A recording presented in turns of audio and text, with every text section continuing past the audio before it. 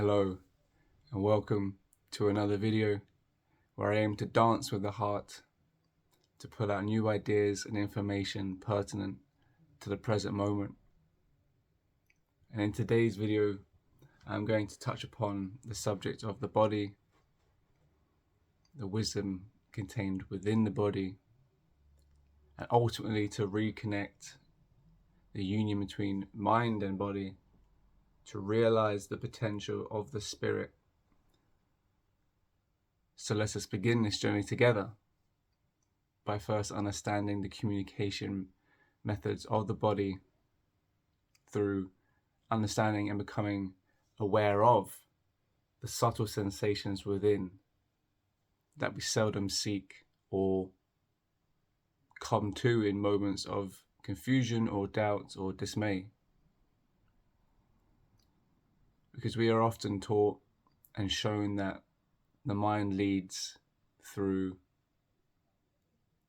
rationale and intellect,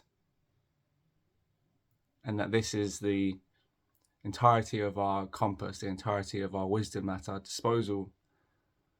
Though within the body, within sensations and experience and movements that we experience within, contains new wisdom not propagated in the contemporary world and modern world, and often overlooked and overshadowed by the grandeur of the intellect of certain terms, of definitions, of known. Because within the world of the body, it is in constant motion, it is unexpected, it is a dance in effect. Whereas with the mind, you can define, you can label, you can articulate. So there is a natural preference because there is more of a sense of control. Whereas in the body, it's more fluid. And so ultimately, the ideal is to unite both of these spheres of intelligence to harmonize together to fulfill the potential of the spirit. As if the mind and body is at odds with one another. If they are disconnected, then there's not a, if I get into a car and the car is in harmony, it's not put together as a collective unit, well then I, the spirit of the car, cannot drive the car if it's not in its full functional capacity. And likewise, as the individual is not organized and aligned and acting daily in accordance to the union of the body and the mind, then the spirit will find itself frustrated and stagnated and slowed down in its divine efforts. So this is the ultimate ideal. And we have a more familiar concept with the mind and the intellect and with certain terms, of labels, of definitions, of plans. So today I'm going to talk about the body more, about ways to listen, to reconnect. Ultimately, the aim of relaxing into the body. Relaxing is integrating. If you're trying to go into the body with expectations of creating outcomes or definitions, then you're going to be fighting a losing battle. The healthy aim, is to enter into the body with no expectations, empty and open. Because you're opening yourself up to yourself. If you're going into your body with expectations of what is right and what is wrong, well then there's a resistance to yourself, not in the tone of self-acceptance, but in a tone of resistance.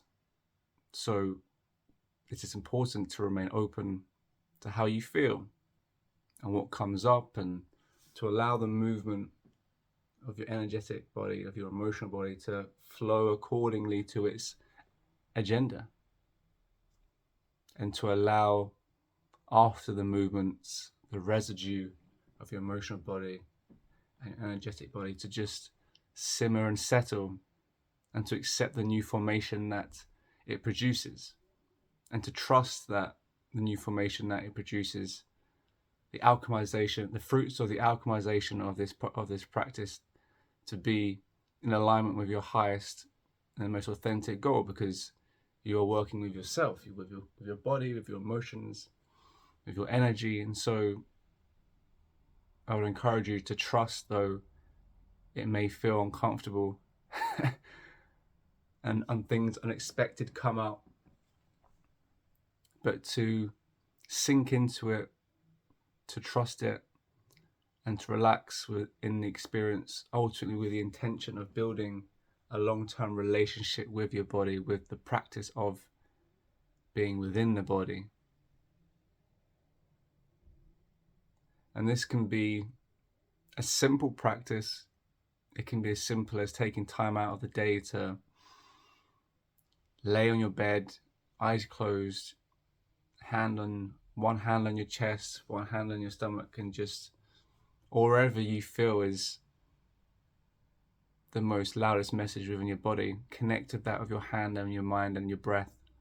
And to take time to just allow thoughts to drift in and out as you remove expectation to fulfill definitions, and you just experience the sensations without attaching definitions to them, and cultivating a very intimate, open space with yourself, ultimately creating a romantic relationship with yourself, because it is extremely intimate. And that's the way you want to perceive it, and have the mindset is building a relationship with yourself rather than seeing it as some short-term in and out. I want to gain something and then I'm done. You don't want to have that approach. You want to have more of a self-accepting, inclusive, and intimate ideal and intention as you move closer into yourself to realize yourself. And then a more active practice would be to move your body, to really feel in a different way, feel through motion. You have stillness, close your eyes, and you let things move, or you experience the movements within. But then you can, and as a more passive approach, however, you can take a more active approach in the sense of moving yourself, moving with the motion within, or through movement encourage new movement. Maybe there's certain emotions and energy blockages within your body that you can sense, that you can feel in your passive practice, that over time has remained stuck, that you may decide, based on your own assessment, that an encouragement of this, a nudging of this, a persuasion of this energy is required for a more active role, a more hands-on approach.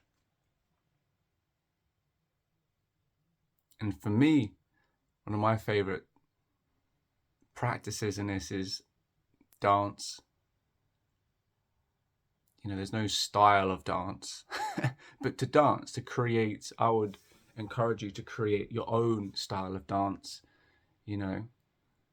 Of course, you can go to events and dance, but I would also highlight the importance of, with or without music, creating again another intimate environment with yourself through dance, through dancing with yourself.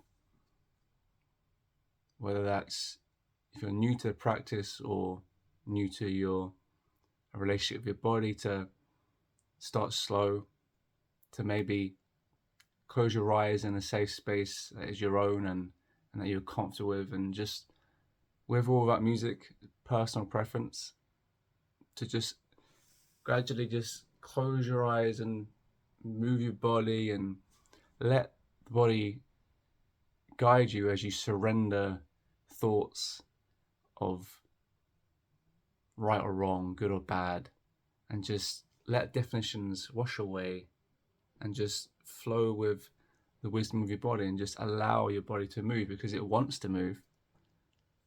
You are merely facilitating its natural proclivities, so there will be no real effort on your part. It's just you facilitating an already natural essence within.